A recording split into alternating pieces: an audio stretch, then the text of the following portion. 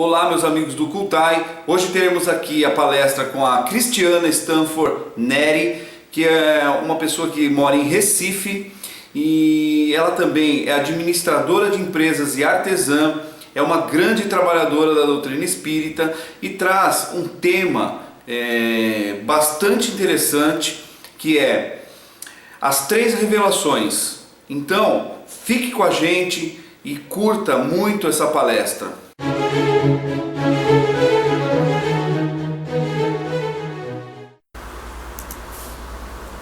Olá pessoal, eu sou Cristiana Stanford Neri, casada, 42 anos, resido em Recife, sou mãe de 2 filhos e tenho 3 enteados. Sou administradora de empresas, artesã e estudo a doutrina espírita há mais ou menos 20 anos.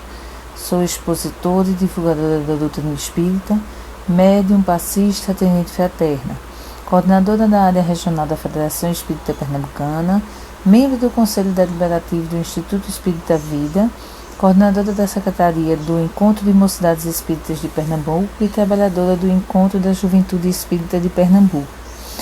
Comentarista do programa Realidade Paralela na Rádio Folha PE 96.7 FM. Hoje nós vamos falar a respeito do tema As 3 Revelações.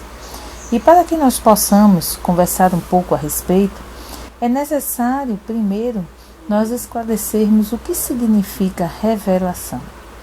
Revelar, do latim revelare, cuja raiz, velum, véu, significa literalmente sair de sob o véu e figuradamente descobrir, dar a conhecer uma coisa secreta ou desconhecida. Em sua acepção vulgar, mais genérica, essa palavra se emprega a respeito de qualquer coisa ignorada, que é divulgada, de qualquer ideia nova que nos impõe a conhecer o que não sabíamos. Esta definição encontra-se na Gênesis capítulo 1.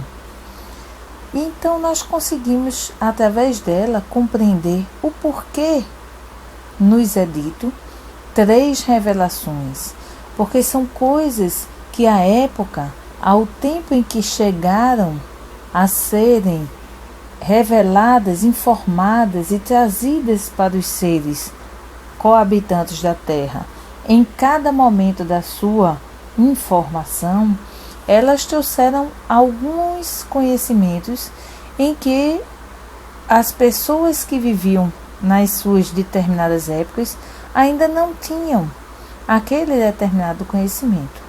Então, nós entendemos assim que este é o motivo porque são chamadas as 3 revelações. Quais são elas? A vinda de Moisés, no seu tempo, posteriormente como segunda revelação a vinda de Jesus e como terceira revelação o Espiritismo, codificado pelo nosso irmão Allan Kardec. Que nós sabemos que a doutrina dos Espíritos não é doutrina de Kardec, porém, uma doutrina que veio revelada pelos Espíritos. E eis a diferença entre as outras 2 revelações a esta, é que a revelação trazida por Moisés e a revelação trazida por Jesus, ela nos foi trazida por homens, pelos homens que reencarnaram na Terra. Mas a doutrina dos Espíritos, o Espiritismo, como nós chamamos, ela não foi revelada por um homem, mas sim pelos Espíritos. Então, quando nós vamos buscar o Evangelho segundo o Espiritismo, lá no capítulo 1, este capítulo, ele tem como um dos primeiros itens uma revelação trazida por um espírito israelita em 1861. No item 9, lá no finalzinho dele, este espírito nos traz a seguinte frase: Moisés abriu o caminho, Jesus continuou a obra e o Espiritismo a concluirá. O que é que nós podemos compreender desta informação desse espírito israelita? É que Moisés, a seu tempo, ele veio trazer para os encarnados da sua época a ideia da unicidade divina, de um Deus único.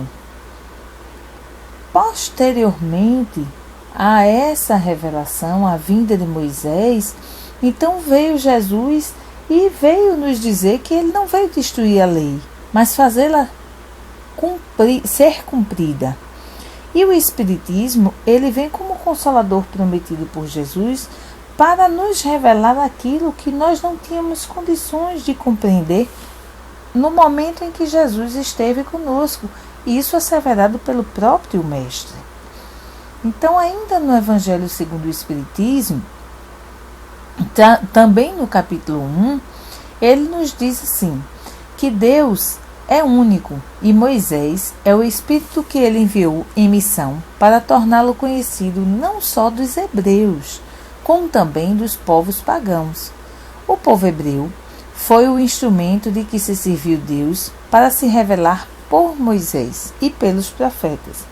E as vicissitudes por que passou esse povo destinavam-se a chamar a atenção geral e a fazer cair o véu que ocultava aos homens a divindade.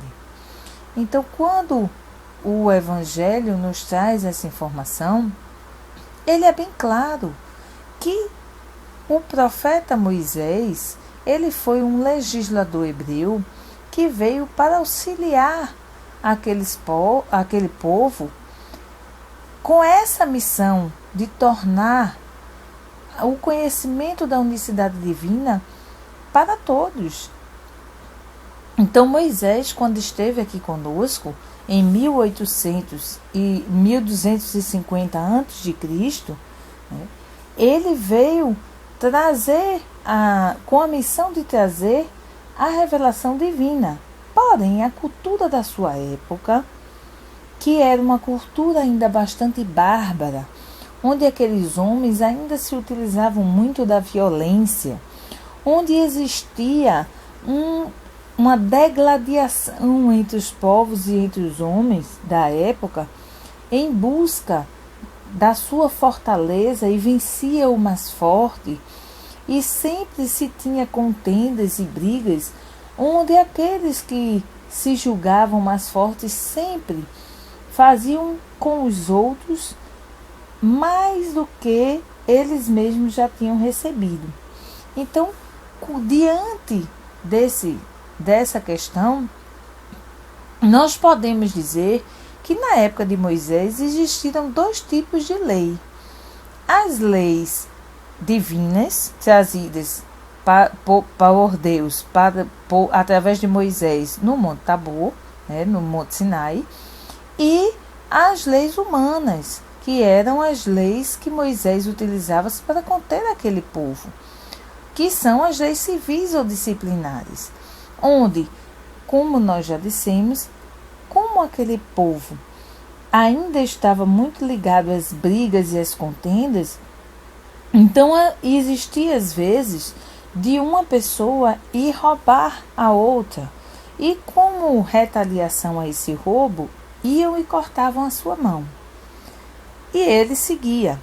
Revoltado com o que tinha ocorrido, ele, quando ia vingar-se da pessoa que tinha feito isso, ele muitas vezes ia com os seus e estuprava as mulheres que eram interligadas àquele outro, ou matava as pessoas próximas, ou até a mesma pessoa que houvera lhe cortado as mãos. Então eles se vingavam de forma mais violenta do que o que tinham sofrido.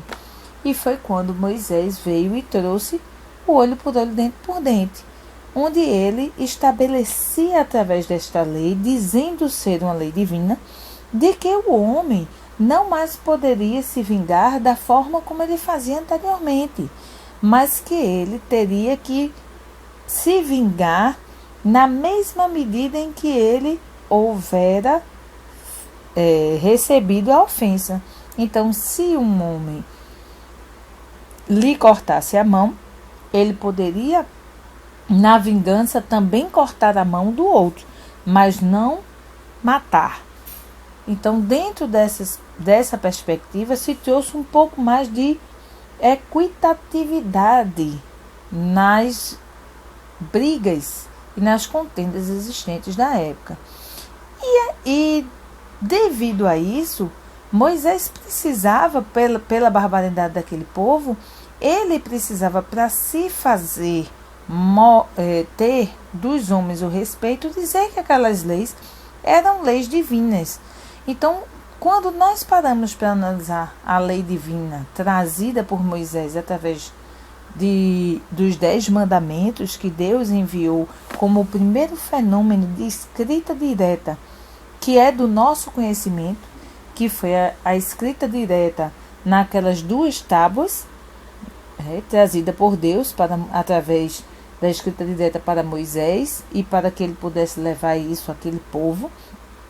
Então nós começamos a compreender que há um contrassenso, que Deus é esse, que permite que você possa se vingar de acordo com aquilo que você foi ferido, mas ao mesmo tempo traz os 10 mandamentos, onde ele diz, no primeiro mandamento, ele traz: eu sou o Senhor vosso Deus, que vos tirei do Egito, da casa da servidão. Não tereis diante de mim outros deuses estrangeiros. Não fareis imagem esculpida, nem figura alguma do que está em cima do céu, nem embaixo da terra, nem do que quer que esteja nas águas sobre a terra. Não adorareis e não desprestarei culto soberano. E posteriormente ele traz, no segundo mandamento: não pronuncieis em vão o nome do Senhor vosso Deus. Lembrai-vos de santificar o sábado. Honrai a vosso pai e a vossa mãe, a fim de viverdes longo tempo na terra que o Senhor vosso Deus vos dará. Não matareis, não cometais adultério, não roubeis, não presteis testemunho falso contra o vosso próximo, não desejeis a mulher do vosso próximo. E no último mandamento: não cobiceis a casa do vosso próximo, nem o seu servo, nem sua serva, nem o seu boi, nem o seu asno, nem qualquer das coisas que lhe pertençam. Então, quando Deus trouxe esses 10 mandamentos, ele trouxe para mostrar àquele povo que, na síntese dos 10 mandamentos, o que é que ele quer dizer com isso? Que nós devemos fazer ao outro o que nós gostaríamos que o outro nos fizesse. Porque se eu sigo os 10 mandamentos, então eu vou amar a Deus, nos 3 primeiros mandamentos, e vou amar ao próximo nos 7 últimos. Porque quando nós amamos aos outros, nós não vamos desejar o que é dele, nós não vamos roubar o que é dele, nós não vamos levantar um falso testemunho contra aquele que nós amamos, porque se nós amamos, nós não vamos querer prejudicar aquele ser que a gente ama. Então, quando Moisés traz isso para nós, que Deus envia através de Moisés, ele tenta mostrar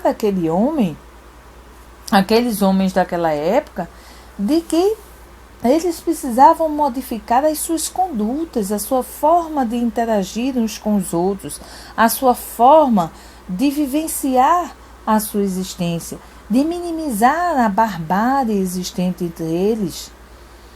Então, aqueles que viviam ali começaram a tentar seguir aquelas leis, o que não foi fácil, porque era um costume que acontecia frequentemente, muitas vezes, eles adulterarem uns contra os outros, roubarem as coisas dos outros, muitas vezes querendo tirar vantagem, levantar falso testemunho contra o outro, para que a sociedade ficasse com raiva daquele outro e ele pudesse se beneficiar de alguma forma.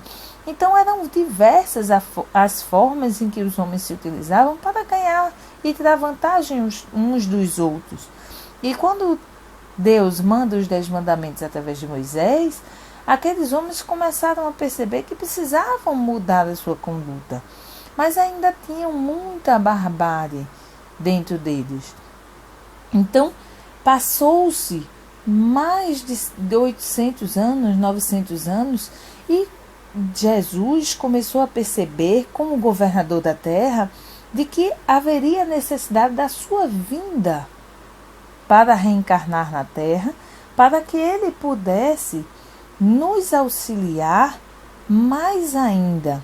Então, quando Jesus resolve, foi necessário, segundo o relato dos Espíritos, quase 2000 anos em média, para que Jesus pudesse começar a baixar a sua vibração, para poder conseguir vir reencarnar e ter a condição de se estabelecer dentro de um corpo físico na Terra.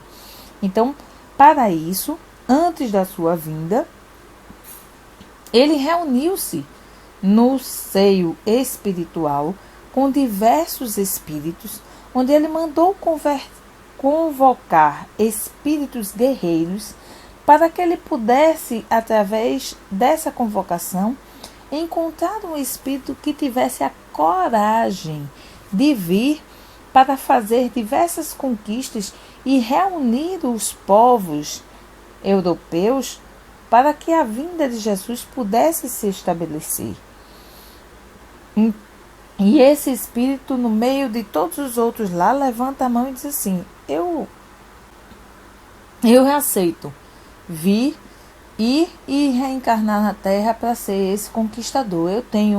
Eu sou destemido e eu tenho essa característica. E daí então vem, no ano de 356 a.C., a reencarnação, a vinda do nosso irmão espiritual, Alexandre o Grande, que fez diversos feitos na sua vinda. E que através dessa sua encarnação, ele conseguiu conquistar diversas terras e aproximar diversos povos. E olhem, era um espírito guerreiro, um espírito batalhador. Mas Jesus precisava de um espírito assim para poder vir e reencarnar entre nós para conseguir fazer essa conquista. Imaginemos nós que Jesus convidasse a nós para vir para essa batalha. Quem de nós teria coragem, como Alexandre o Grande teve, de vir à Terra, reencarnar e matar, ceifar milhares de vidas para a conquista que era necessária ser realizada, sem ter o sentimento de culpa, sem ter o sentimento de que estaria ferindo as leis divinas, sem ter o sentimento o sentimento bondoso de amor ao próximo. Nós não conseguiríamos, eu mesmo não conseguiria matar as outras pessoas para poder vir à Terra e trazer e fazer dessas conquistas. No meu momento atual, eu jamais conseguiria. Sabemos que já tivemos em condições mais inferiores, mas eu não me reconheço tendo essa bravura que Alexandre o Grande teve. Então, muitas vezes nós não compreendemos determinadas coisas, mas elas são necessárias para que haja a transformação das pessoas e a transformação da Terra.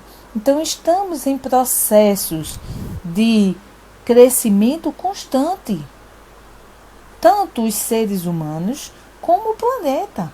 E é necessário que hajam essas mudanças para que as coisas possam vir a acontecer. E com essas conquistas é que pôde ter a aproximação daqueles povos para que Jesus pudesse reencarnar. E aí nós lembramos que, inclusive, Alexandre, apesar de todo esse processo de luta dele, nós lembramos que Alexandre o Grande, quando morreu, antes de morrer, ele deixou três pedidos bastante interessantes, onde ele pede àqueles companheiros dele de que, quando ele morresse, as suas mãos fossem postas para fora do caixão, que o caixão dele fosse carregado pelos médicos e que no seu cortejo todos os ouros e todas as coisas valiosas que ele houvera conquistado durante a sua vida fossem sendo jogadas ao chão, ao que um dos seus subordinados o questionou, porque achou de um pedido tão inusitado, esse pedido do nosso irmão Alexandre o Grande. Veja, um espírito guerreiro, viu? Que ainda não era tão evoluído. Mas olha a sabedoria dele, onde ele responde ao seu subordinado que as mãos eram para estar fora do caixão, para que todos vissem que de mãos vazias ele houvera chegado e de mãos vazias ele estava partindo. Que os médicos carregassem o seu caixão, para que os homens pudessem ver que, mesmo sendo doutores e conhecedores da saúde, né, do ser, que eles não podiam vencer a morte. E os tesouros jogados no chão, para que as pessoas compreendessem que o que é da terra fica, não segue conosco. Então, olha a grandiosidade do ensinamento deste irmão guerreiro, desbravador, e que matou tantas pessoas. Então, ele deixou para nós um bom ensinamento também. E aí, após a sua partida, 356 anos mais ou menos depois, vem Jesus e reencarna entre nós para trazer todo o seu legado, trazer todo o seu ensinamento. E aí no Evangelho segundo o Espiritismo, no capítulo 1, está lá escrito a mensagem de Jesus através de Mateus, capítulo 5, versículos 17 e 18, onde Jesus diz: não penseis que vim destruir a lei ou os profetas. Não vim para destruí-los, mas para dar-lhes cumprimento.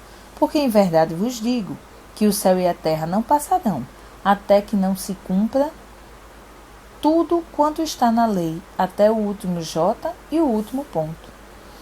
Então veja, ele asseverou que ele não veio destruir a lei, não a lei mosaica, as leis que Moisés criou para poder conter aqueles homens, mas que ele não veio destruir a lei divina.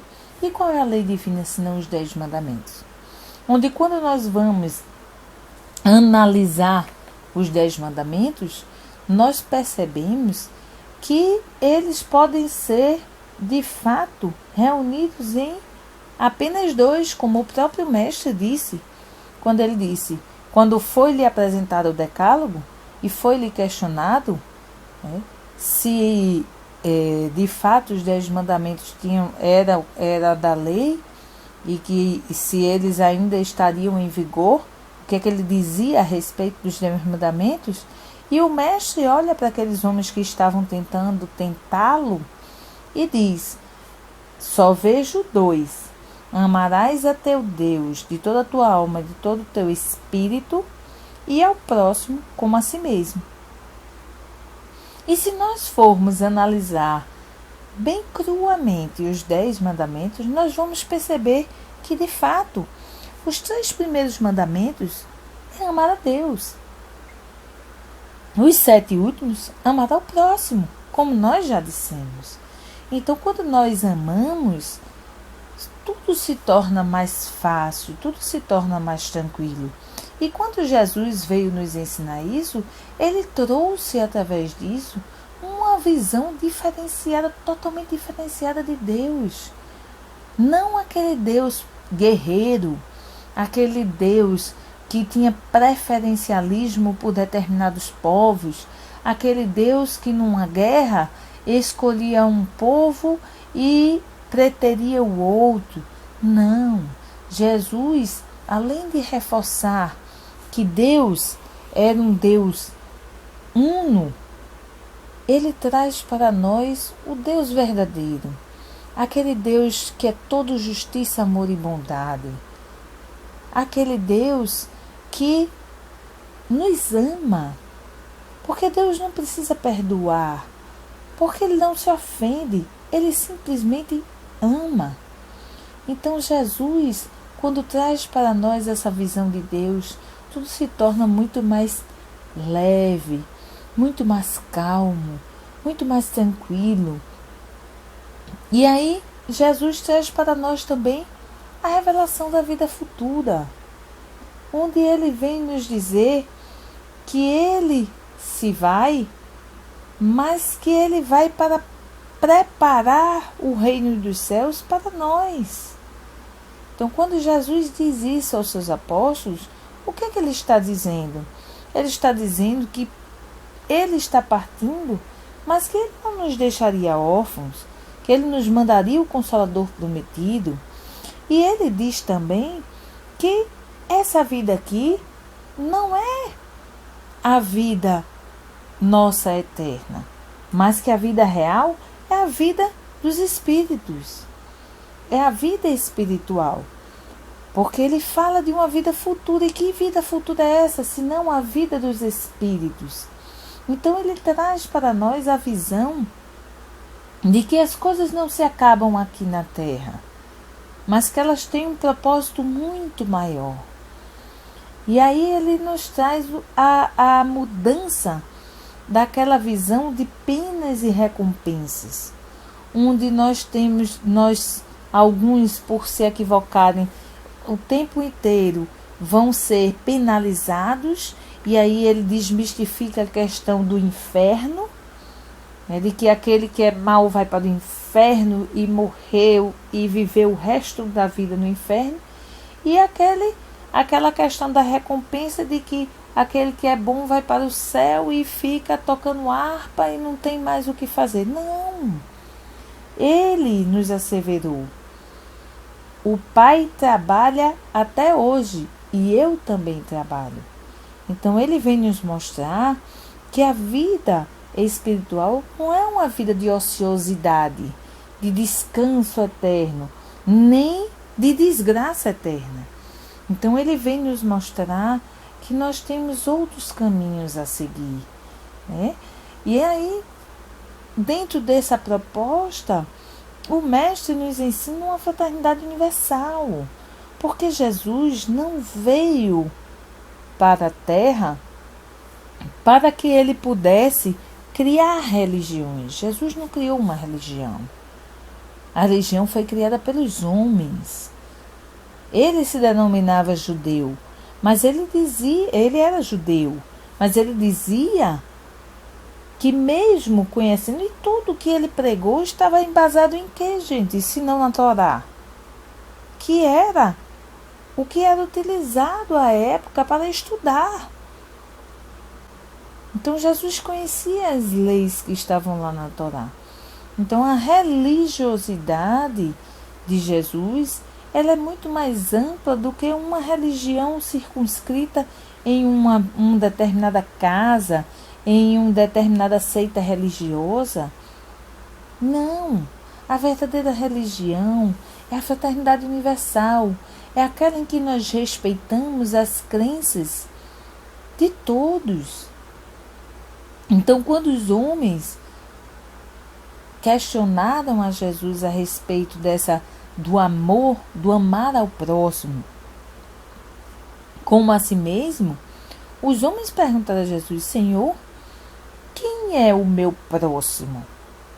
E aí Jesus olha para aqueles homens e Jesus diz, ele fala o próximo e ele conta a parábola do bom samaritano, onde ele diz: vinha um homem por uma estrada e no meio do caminho ele é assaltado por 2 ladrões que o machucam muito e o roubam, deixando-o ferido na estrada.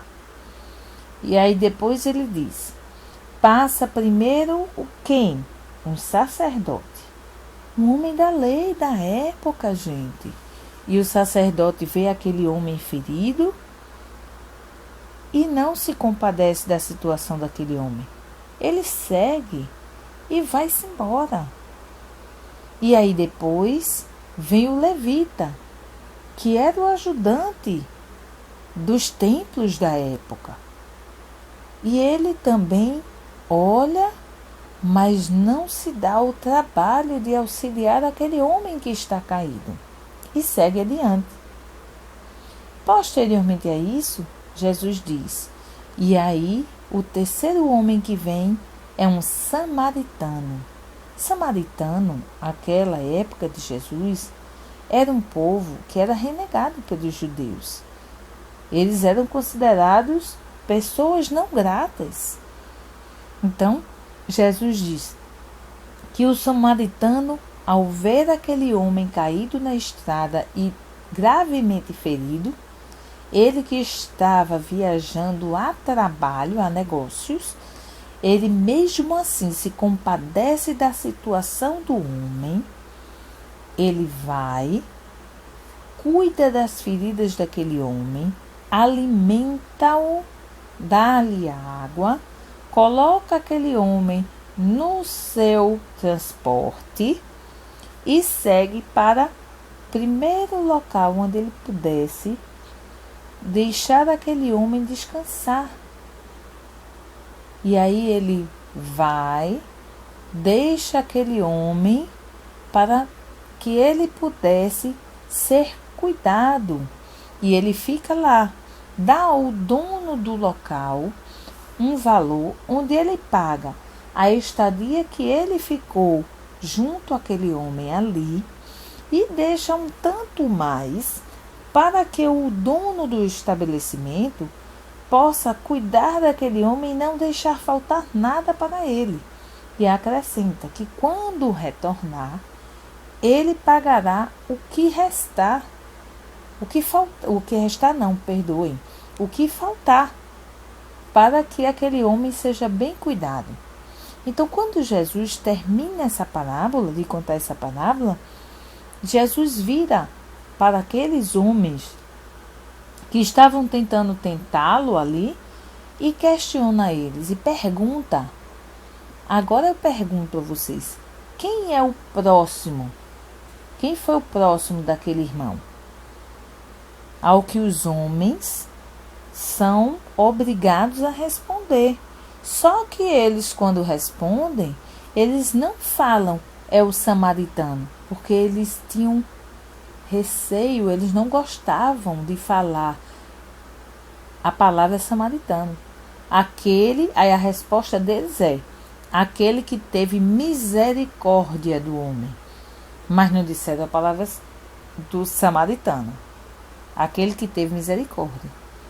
E aí Jesus diz, em verdade vos digo, que deveis fazer como aquele homem fez para com o seu irmão.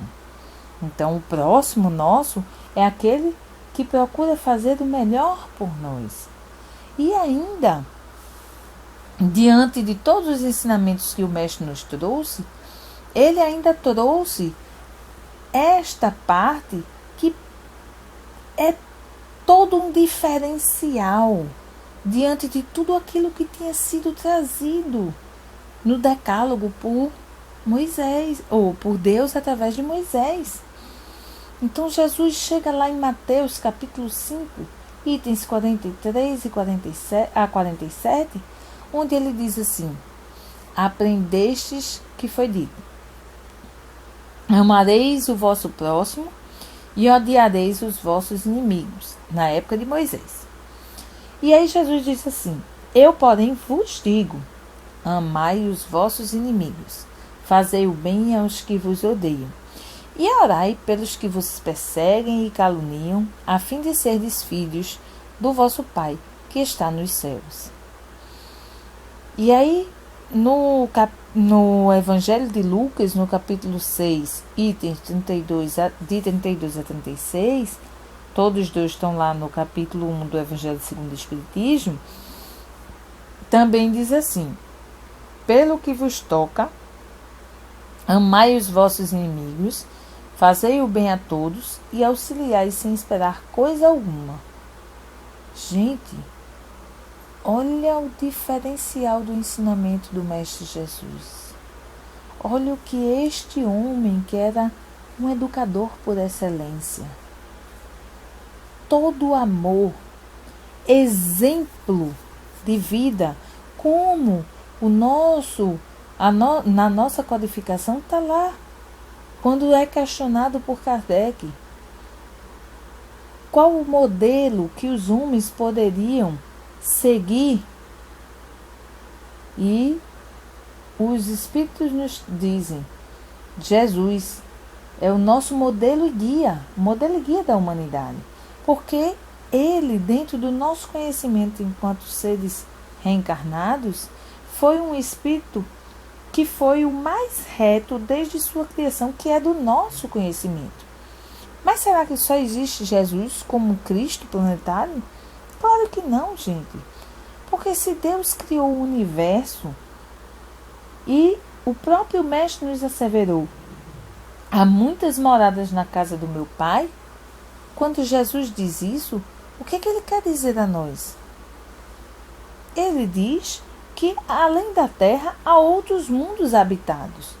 O problema é que o homem quer que esses mundos habitados sejam de acordo com a condição magnética da Terra, de acordo com a condição material da Terra. E não é assim que funciona. Na lei divina, segundo o próprio Lavoisier nos diz, nada se cria, nada se perde, tudo se transforma. E é fato. Então nosso corpo físico, ele não se perde. Se nós deixarmos diante da natureza seguir o curso natural, o que vai acontecer com o nosso corpo físico? Se colocarmos e enterrarmos na terra naturalmente como era antigamente, ele vai se tornar adubo, gente. Para quê? Para as plantas. Para que elas possam florescer, crescer, trazer novos alimentos àqueles que ficam. E aos animais. Então, vejamos a beleza da criação divina em nossas vidas se revelando a cada instante, a cada momento. Então, quando Jesus vem dizer a nós, amareis os vossos inimigos, ele acicata a gente de uma forma assim muito forte.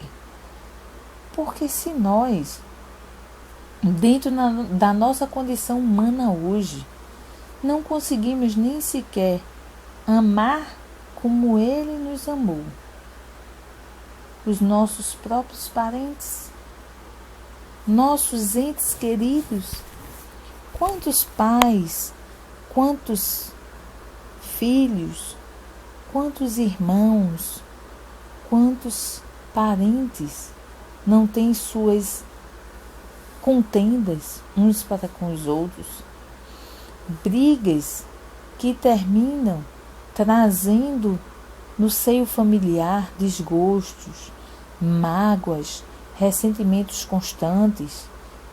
Quantos de nós não já teve um problema sério com algum parente e que se sentiu ludibriado ou até injuriado pelo outro, ou o outro fez uma maledicência conosco e aquilo nos magoou bastante? Quantas vezes nós não ferimos ou somos feridos por algum parente nosso e que muitas vezes não conseguimos minimizar a dor dessa briga e terminamos guardando a mágoa, o rancor uns dos outros. Então, quando Jesus vem e diz assim, amai os nossos inimigos, tem noção do desafio que Ele está lançando para nós? Olha que desafio maravilhoso. E aí, quando Jesus diz, e está lá no Evangelho segundo o Espiritismo, nos dizendo que quando o Mestre vem nos dizer amai os nossos inimigos, os Espíritos nos esclarecem que, claro, se aquela pessoa te magoou, te feriu, te fez coisas ruins, é natural que você não tenha por ele o mesmo carinho, o mesmo sentimento de amor que você vai ter por uma pessoa que nunca te fez mal. É claro que não tem como você ter este mesmo sentimento, porque seria um contrassenso. É natural que aquele que nós sempre tivemos uma afeição, um carinho, um respeito, e ele para conosco, nós tenhamos um sentimento mais fraternal. Mas quando Jesus vem nos pedir para amar os nossos inimigos, é nós começarmos a trabalhar esses sentimentos, que não é fácil. Então, é nós começarmos a trabalhar a, pelo menos, não desejarmos o mal àquela pessoa que nos fez mal algum dia. É fazer o que o Evangelho nos pede quando diz assim: quando apresentares a tua face e o teu irmão bater na face direita, apresenta-lhe a outra. Quando o Evangelho diz a outra, não é que você vai virar o rosto para o outro bater em você novamente, não. A face da mão direita que o outro bateu é a face da dor, a face do mal. Ele te fez o mal.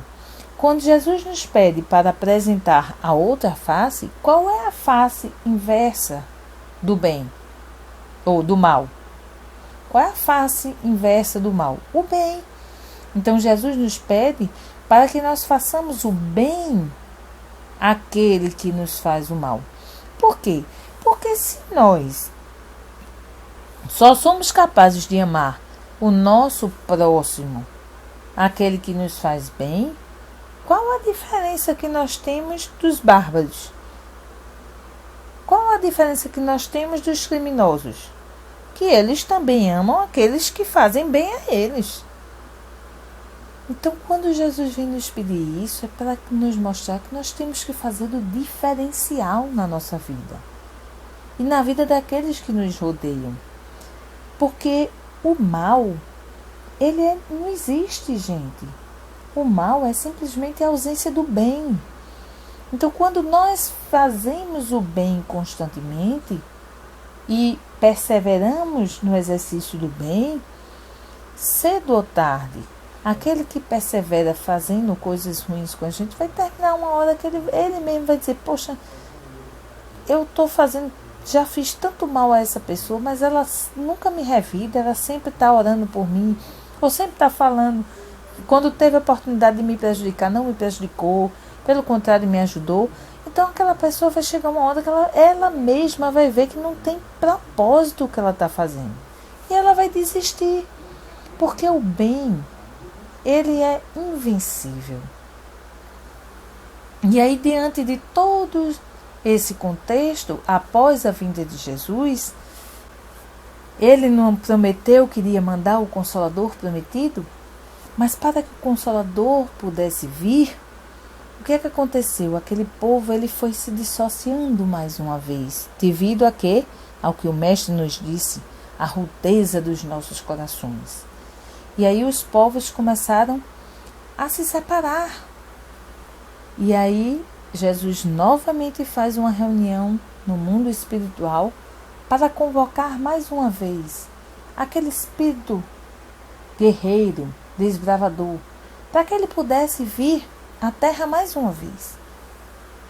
Algum irmão desgarrado das coisas do bem, mas que fosse destemido.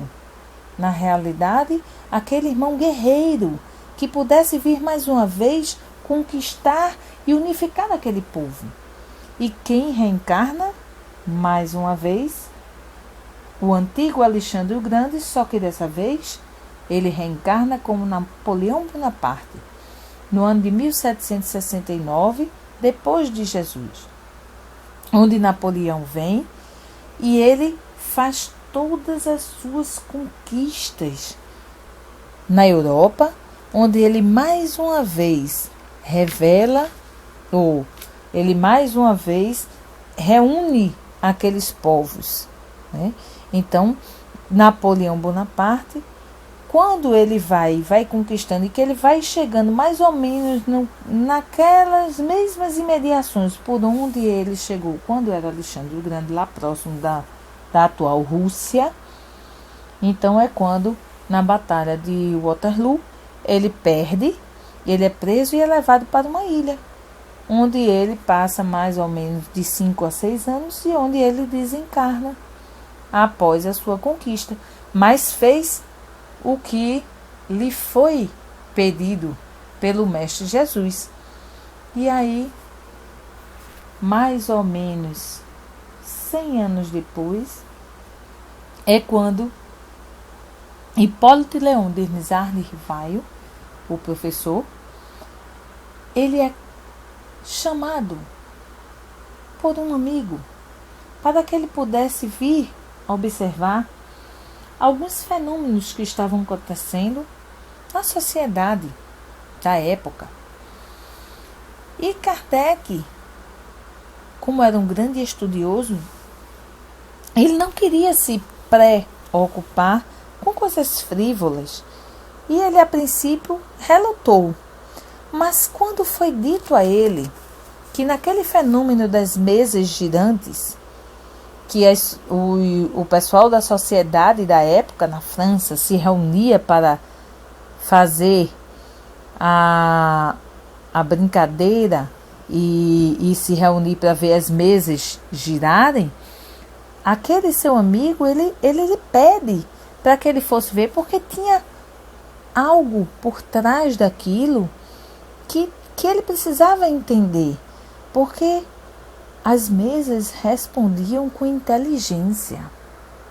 E aí foi quando Kardec disse, não, se é assim, eu vou com você para observar. Então Kardec foi, e aí ele percebeu que de fato tinha algo por trás daquilo tudo. E ele, como um bom questionador e como um bom pesquisador, ele perguntou e ele criou códigos para conversar com aquelas mesas girantes, onde através de batidas ele perguntava e eles respondiam. E aí foi quando ele questionou se era a mesa quem tinha vida e estava respondendo. E a resposta foi de que quem estava respondendo era uma daqueles homens que já houveram morrido. Então Kardec, quando se depara com essas respostas inteligentes e como um homem sábio, ele resolve estudar. Por isso que a doutrina dos espíritos, ela não é uma religião, mas ela é ciência, filosofia e religião. Onde de religião ele tem a parte do religar o homem a Deus. E aí é a única doutrina que ela traz essas 3 características para que nós possamos compreender as leis divinas de forma mais completa. O Consolador prometido por Jesus. Porque ele disse, não vos deixarei órfãos, remeterei o Espírito de verdade. E nós vemos no Evangelho segundo o Espiritismo, na codificação, sempre, vez por outra, uma mensagem vinda com o nome Espírito de verdade. E no Espiritismo o Espiritismo vem corroborar a unicidade divina. E aí foi perfeito o questionamento de Kardec na primeira pergunta do Livro dos Espíritos, onde Kardec despersonifica Deus como imagem e semelhança do homem. Porque o homem muitas vezes crê que Deus é sua imagem e semelhança, não ele é a imagem e semelhança de Deus. Então Kardec faz a pergunta assim, não é o que é Deus, não é quem é Deus, mas sim que é Deus. E os Espíritos são bem claros quando eles nos respondem. Causa primária de todas as coisas, princípio de tudo. Então Deus é causa, o resto é efeito, e o efeito é tudo. É o universo, são os homens, são os animais, são as plantas, é a matéria, a energia, é tudo, todo o resto é criação divina. E aí a doutrina dos Espíritos vem trazer para nós esse entendimento mais amplo de Deus. O entendimento desse Deus, justiça, amor e bondade que Jesus veio nos trazer e tirar de nós aquela questão do Deus punitivo, corroborar que Deus, Ele nos ama e Ele nos dá infinitas oportunidades para que nós possamos seguir o nosso caminho de forma mais completa, de forma mais tranquila, com harmonia, com simplicidade. E a doutrina dos Espíritos vem trazer para nós o entendimento da imortalidade do Espírito. De que o Espírito ele é um ser imortal, que o que perece é o corpo de carne. O corpo de carne, sim, ele morre. Mas o Espírito não, ele vive. Então ele é além da matéria do corpo da carne. Ele é o princípio inteligente do ser. Então o Espírito, ele tem uma vivência que é muito além do corpo. E essa parte do corpo, ele é só uma passagem. Então, quando nós começamos a compreender que essa vida da Terra, ela é temporária, ela é passageira, se torna muito mais fácil nós compreendermos o sentido da nossa vida. E nós começarmos a trabalhar a nossa vida não com consciência de corpo, mas com consciência de alma, de espírito imortal. Então, quando nós entendemos essa imortalidade do espírito, nós começamos a perceber que esses apegos materiais, eles começam a se tornar supérfluos. Então, o entendimento da vida da Terra como passageiro nos faz perceber que aquilo que nós precisamos buscar conquistar não são casas, não são objetos, não são carros, não são celulares novos, mas o conhecimento da vida espiritual. Então, o que nós precisamos conquistar é todas as virtudes que nós pudermos alimentar em nosso ser, enquanto espírito, porque essa é a única coisa que, quando nós desencarnarmos, vamos levar conosco. E aí o Espiritismo nos traz a beleza da reencarnação. A reencarnação como uma comprovação da bondade divina, da condição do ser espiritual poder vir retornar à Terra para corrigir aquilo que ele infringiu na lei divina, e que não é uma punição de Deus, é um pedido seu para seguir o caminho de Jesus, para poder, através da reencarnação, fazer o bem que ele não fez no momento em que deveria, perdoar aquele que ele não perdoou quando teve a oportunidade, fazer todo o bem que ele poderia ter feito e não fez.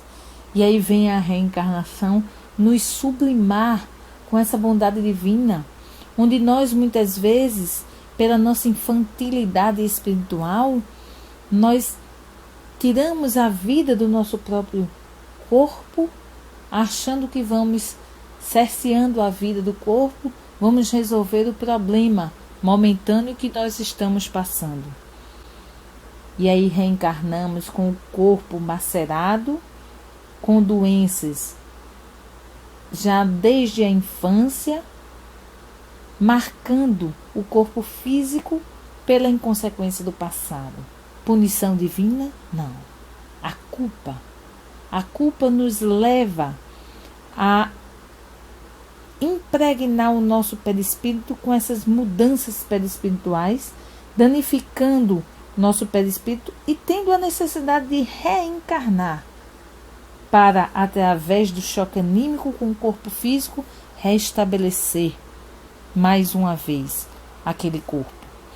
E aí, a comunicabilidade dos espíritos vem nos trazer, através das mesas mediúnicas, a perfeição divina da sua bondade, para que nós possamos, através da comunicabilidade com os espíritos, auxiliar aqueles irmãos que vêm para a mesa mediúnica com dores na alma pelas suas inconsequências da sua encarnação. Então, é um laboratório espiritual belíssimo e que a doutrina dos Espíritos nos dá como manancial para que nós possamos repensar as nossas atitudes e vermos que se nós não mudarmos as nossas atitudes, aonde nós poderemos chegar, assim como aqueles Espíritos estão. Então, é uma beleza fantástica a certeza da imortalidade da alma, da reencarnação, da comunicabilidade dos espíritos e da pluralidade dos mundos que o nosso mestre asseverou quando nos disse que há muitas moradas na casa do meu Pai. E aí o livro dos Espíritos nos traz as escalas dos mundos, o mundo primitivo, o mundo de expiações e provas, que a Terra está saindo dele para seguir para o terceiro estágio, que é o mundo de regeneração, e posteriormente os mundos felizes e depois os ditosos, os angelicais, os felizes e ditosos e depois os angelicais. Então nós estamos em progresso constante. Assim como o ser espiritual, como os espíritos nos trazem lá na lei de amor. No princípio o homem tem senão instintos. Quando corrompido ele tem sensações. Quando depurado ele tem sentimentos. E o ponto primordial do sentimento? O amor. O ápice do sentimento é o amor. Então que nós possamos compreender este amor que o nosso Mestre Jesus veio nos ensinar, para que nós possamos, através dele, podermos sanar todas as dificuldades, trabalharmos a nossa reforma íntima, trabalharmos as nossas imperfeições através do nosso autoconhecimento, do entendimento de quem nós somos, não quem gostaríamos de ser. Porque quem nós gostaríamos de ser, seria muito bom se nós o fôssemos, mas nós sabemos que nós não somos. Então, trabalharmos quem nós somos, as nossas imperfeições, o nosso egoísmo, o nosso orgulho, a nossa vaidade, a nossa prepotência. Todos nós somos seres em construção, fadados a quê? A perfectibilidade. Porque Jesus nos asseverou: vós sois deuses, podeis fazer o que eu faço e muito mais. Se Jesus nos asseverou isso, gente, é porque nós somos sim. Mas precisamos fazer acender a nossa luz dentro de nossa alma, dentro de nós. Porque a nossa luz ela só acenderá quando nós aprendermos a lição do Mestre do amor. Amar indistintamente a todos, fazer todo o bem que nos for possível a cada momento, a cada instante da nossa vivência. E quando nós compreendermos este amor que Jesus veio nos ensinar, nós vamos perceber que se tornará muito mais leve o nosso fardo, muito mais suave o nosso jugo, e se tornará muito mais tranquilo e saudável a nossa vivência na nossa reencarnação, porque nós poderemos viver com mais tranquilidade de ser, sabendo que estamos num processo de aprendizagem, numa passagem que todos nós iremos crescer espiritualmente, que a nossa evolução não está na mão dos outros, mas sim na nossa própria mão, que não depende dos outros a nossa felicidade, muito pelo contrário, depende única e exclusivamente de nós mesmos. Então, ser feliz é uma conquista pessoal. Estar feliz com outra pessoa ao nosso lado é maravilhoso, mas precisamos primeiro estarmos felizes conosco mesmo, para podermos chegar e fazer o que Jesus fez, de poder chegarmos num momento onde nós pudermos dizer o que o Mestre disse: já não sou eu mais que vive, mas Deus que vive em mim. Como Paulo disse, já não sou eu mais que vivo, mas o Mestre que vive em mim. Que a paz do Mestre Jesus esteja com todos nós, hoje, agora e sempre. Que assim seja.